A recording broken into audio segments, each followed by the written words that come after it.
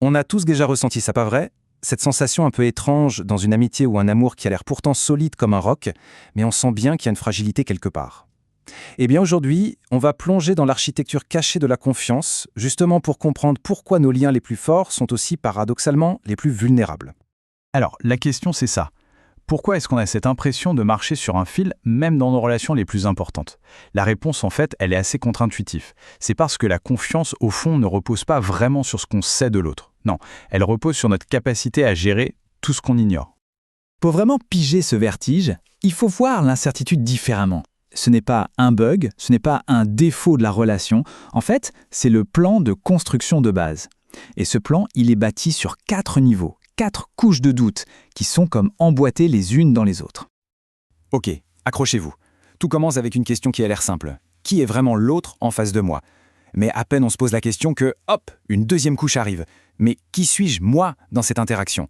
Et puis là, ça s'emballe. 3e niveau, comment est-ce que l'autre me perçoit? Et c'est là que ça devient vraiment fascinant. Le 4e niveau, c'est un vrai casse-tête.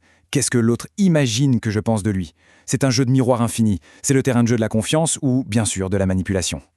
Le truc, c'est que notre cerveau, il n'est juste pas câblé pour ça. Essayer de jongler avec ces 4 niveaux en permanence, c'est mentalement épuisant. C'est comme essayer de faire tourner 4 assiettes sur des bâtons en même temps. À un moment, ça va s'effondrer. Alors pour éviter le crash, la relation a besoin de trouver une astuce, une sorte d'accord silencieux pour tout simplifier. Et cette astuce, ce raccourci, ce n'est pas de percer le mystère de l'autre. C'est une quête impossible. Non, la solution est beaucoup plus pragmatique, beaucoup plus terre à terre. On arrête de chercher la vérité absolue et on se contente de chercher la prévisibilité. Le but, c'est de stabiliser la relation, même si on n'a aucune certitude. Et voilà, cette phrase, elle résume absolument tout. En gros, le contrat tacite d'une relation, c'est « Écoute, je ne te demande pas de tout comprendre de l'autre, je te demande juste de savoir comment agir avec lui pour que ça se passe bien.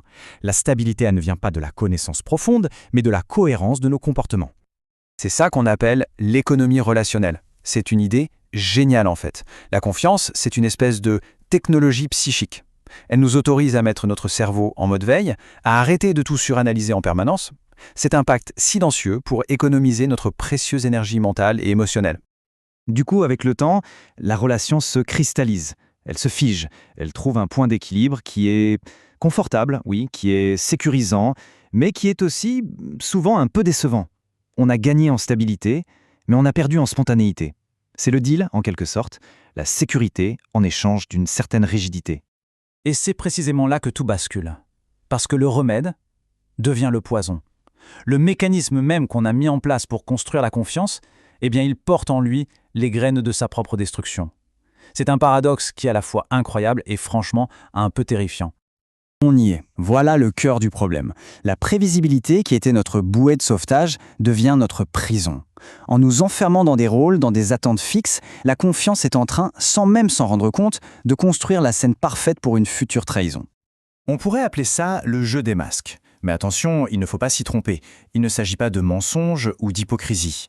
Ces masques sont des raccourcis. Ce sont des personnages simplifiés qu'on joue l'un pour l'autre pour que la relation puisse fonctionner au quotidien sans nous vider de notre énergie. Alors, cette trahison innocente, elle peut naître de 2 façons. Premier cas, le masque était mal ajusté dès le départ, à cause de nos propres attentes, de nos projections. Ou alors, et c'est souvent le scénario le plus tragique, le plus déchirant, une des 2 personnes évolue, elle grandit, mais son masque, lui, reste le même. Le rôle qu'il a protégé devient une cage. Et son besoin vital de s'en libérer va être perçu par l'autre comme l'ultime trahison. Alors question, est-ce qu'on est condamné à ce cycle infernal de confiance puis de trahison? Heureusement, la réponse est non. Il existe une autre voie, une autre manière de voir les choses. Pour la comprendre, il faut juste distinguer 2 types de régimes de confiance qui sont radicalement différents. Alors ça, ce tableau, c'est vraiment la clé. La plupart de nos relations, elles tournent sur ce qu'on appelle la confiance de premier ordre. En gros, je te fais confiance parce que tu es prévisible et parce que tu m'es utile. Le souci, c'est que dès que l'autre change, tout le système s'écroule. Mais il existe une confiance de second ordre, beaucoup plus rare et plus solide. Là, le principe, c'est je te fais confiance non pas parce que je sais qui tu es, mais parce que je suis profondément curieux de découvrir la personne que tu deviendras.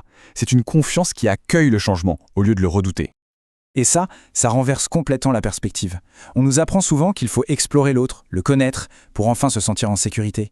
Mais les relations vraiment profondes, elles font exactement l'inverse. Elles construisent d'abord un espace de sécurité en béton, justement pour avoir la liberté d'explorer l'autre, sans peur, dans toutes ses évolutions et ses transformations.